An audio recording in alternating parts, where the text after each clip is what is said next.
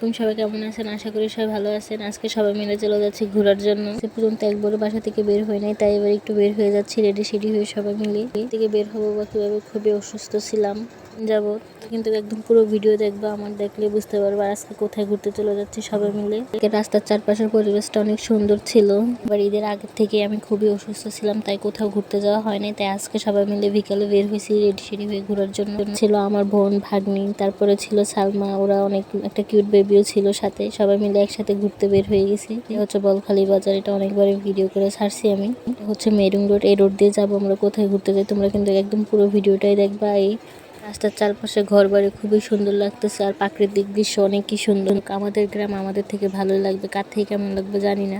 হচ্ছে ধানের জমি, অনেক সুন্দর লাগতেছে ধান গাছগুলো। বিকালের ওয়েদারটা অনেক সুন্দর আজকে। যেদিনই বাসা থেকে বের হই খুব সুন্দর একটা ওয়েদার দেখে বের হই, বাট বের হলে কি হবে, ওই টাইমটা মেঘলা মেঘলা আকাশ হয়ে যায় একদম। ওয়েদার দেখে মনটা একটু খারাপ হয়ে যাচ্ছে। যাই হোক, যাইতে তো হবে, মন খারাপ হলেও কিছু করার নাই, আসার কাছে আসতেই হবে। দেখতে আমরা চলে আসলাম এই গন্তব্যে। বাসটা অনেক সুন্দরই লাগতেছে, জানি না ভিতরে কেমন হবে পরিবেশ, বাট এর আগেও আমি এই ভিডিওটা দিছি। আর 2-3 মাস পরে এখানে আবার আসলাম, কারণ বোনদের সাথে ওরা খুব বায়না ধরতেছে এখানে আসবে ঘোরার জন্য। কিন্তু একেবারে বেবি টেবি নিয়ে চলে আসছে। বোন ভাইগনাকে সামলাচ্ছে, সে একদম নাকি হাঁটতে পারবে না, তার নাকি পা ব্যথা। কিড বেবিটা কত সুন্দর করে, অনেক সুন্দর করে যাচ্ছে তার আম্মুর সাথে।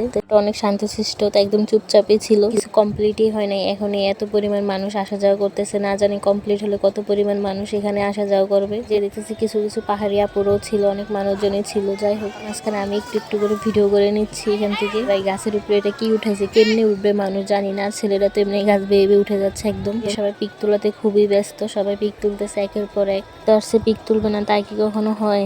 আন্টিগুলো মনোযোগ সহকারে একদম পানি দেখতেছে নৌকাতে। গার্ডেন পার্কটা এত পরিমাণ ভিতরে যা বলার বাহিরে, তারপরও মানুষজন আসে। মানুষজনের কথা কি বলবো, আমি নিজেই তো আসছি দুইবারই নিয়ে, নেক্সট টাইম আসা হবে না কখনো। আর এই দেখো সূর্যের আলোটা একদম পানির মধ্যে পড়তেছে, চারপাশটা অনেক সুন্দর লাগতেছে। পাশটা একদম নিরিবিলি পরিবেশ, কিছু মিলে অনেক সুন্দর। যাই হোক, উদ্বোধন হলো হয়তো আরো সুন্দর লাগবে সবকিছু। দুজন একদম বাচ্চা সামলাচ্ছে, বাচ্চা সামলাতে সামলাতে তারা একদম বেহুশ হয়ে গেছে। এমন জানলে নাকি কখনোই আসতে নেই বাচ্চা কাচ্চা নিয়ে এখানে ঘোরার জন্য। কত সুন্দর ফুল হয়েছে, ফুলটা নিয়ে একটু ভিডিও করে ঢং করতেছিলাম আমি।